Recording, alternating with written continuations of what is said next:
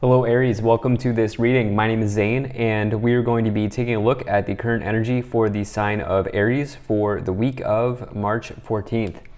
Now Aries, do keep in mind that this is a general reading, so take the messages as they resonate, drop the ones that do not, and also check out your sun, moon, and rising signs.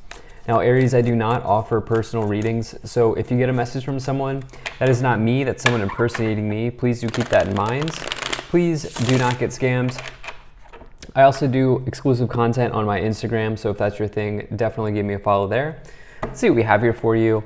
Now, if you watch my content regularly, you can tell that the scene has changed, the desk has changed, but don't worry, the messages will be the same. I am currently traveling, so enjoy this blue-themed tarot reading. I am by the ocean, so there's a bit of a blue hint or tint, hue, whatever you want to call it, to this reading. So let's go ahead and make sure everything is set up here, and we'll get into it then. All right, I think that looks good enough to me, so we'll put this right here. And all right, so Aries, interestingly enough, you have this Fool card in the middle. The Fool can be associated with your sign because you're the first sign in the zodiac wheel. You start off the zodiac season, and the Fool is the start of the major arcana. It's the start of all of the tarot, and so I'm going to say that this is you showing up here, Aries, in the middle position. So I definitely like to see that for you. We'll go into that more as we go along, but we do also see 3 major arcana here in the future, or 2 in the future and 1 in the middle here. And so, you know, for me, that talks about big themes potentially happening in your life, big situations happening, maybe big changes as well, but that ultimately very good things. We'll talk about what may be going on here in the past as well, but let's go ahead and talk about this Fool card in your overall energy here, in your overall position. So the Fool is telling you to really embrace some type of new beginning. The Fool is, as I said, a powerful card. It's an extremely powerful card because it starts the Fool's journey through the major arcana. It starts off all of the tarot. And so when you get this, it says, you know, right now it's time to leap forward and not necessarily have, what I should say rather is try to work through any attachments that you may have that pull you to the past, that anchor you to the past, because the Fool is truly not living in the past. They are not living in the future either. In fact, the Fool is embracing the current moment, and they know that they're going somewhere, but they don't know where they're going yet. And so when you get this Fool energy, it talks about, it only comes forward when you're ready for something new, and it talks about going kind of full on into something and not necessarily getting hung up on the details, but rather allowing the universe to handle the details for you. It can also represent like childlike energy, trying to view the world as if you were a child again, embracing your child self, doing something like that. So when you get the Fool, it's definitely a very good sign for you, a powerful indicator of something new happening here. And working through like attachments to the past, which you may have here. As you see in the past, we have the 2 of Wands and the 5 of Cups. So this 2 of Wands person is sort of at a fork in the road, and they're kind of trying to decide which path to go on. The Fool just kind of picks the path and goes, right? And so there's not a whole lot of room in the Fool's mind for like really, trying to like decide. In fact, I feel like if anything, for some of you here, there's this energy of really trying to embrace spontaneity in your life. You see this 5 of Cups here, this person's sort of disappointed. They are concerned about these 3 cups that are spilled on the grass, and they're not recognizing that there is total happiness available to them now with 2 cups behind them that are presumably full.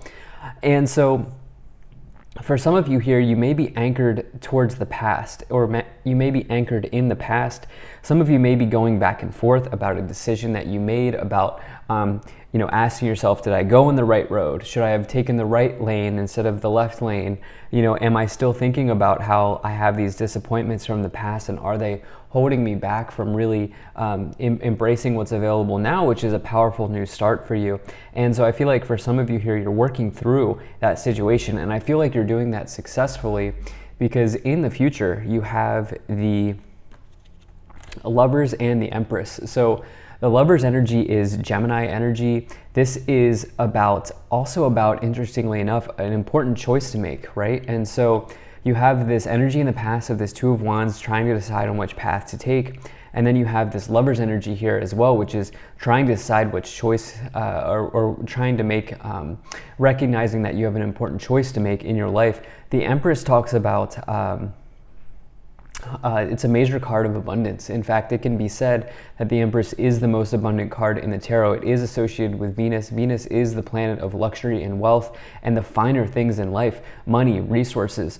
The Empress says that you are resourceful. You have everything and more that you need at this time to make this important decision here with this Lovers. Now, for some of you, this could be an important choice in love that you have to make. You know, maybe some of you are deciding that you want to move in with somebody that you've been dating for a long time, or, you know, some of you are maybe deciding that maybe we should date, or, you know, we've been talking for a while, maybe we do that sort of thing. And so for some of you here, that's what's going on with this Lover's energy. You know, I feel like this card really wants to come forward. So let's go ahead and just move up the pyramid here. So you have this Eight of Swords. You have the Star. Wow, the Wheel of Fortune. Or, I'm sorry, the Sun. My apologies. The Sun, the Wheel of Fortune, and the Queen of Wands.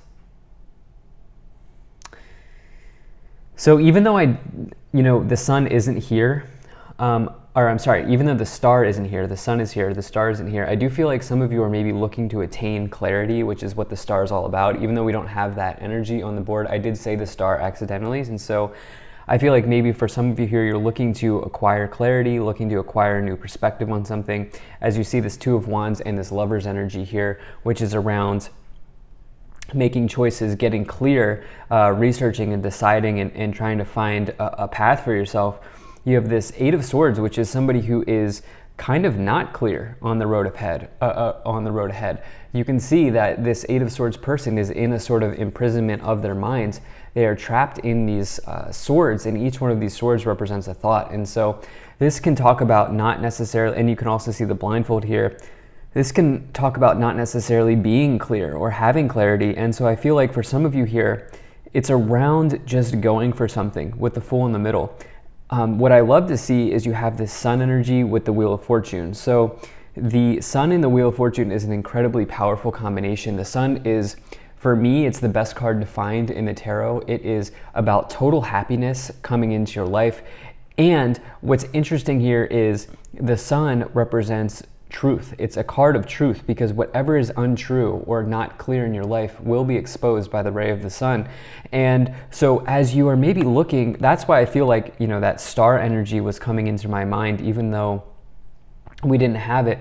You know, I feel like for some of you here, clarity is coming in with this Sun and this Two of Wands as you just allow things to happen spontaneously with the Fool's energy. You have this Wheel of Fortune here as well, which is about positive change in direction. It does say that there is undoubtedly changes happening in your life. It's a major card of change, but it's one that talks about that is more in alignment with fate and destiny and good luck and good times ahead. It does say to really take advantage, because the Wheel of Fortune has spun in your direction, but it will not be in that direction forever, Aries. And so for some of you here, it's talking about taking advantage of these opportunities that are present right now, with the Fool being your energy in this case for me.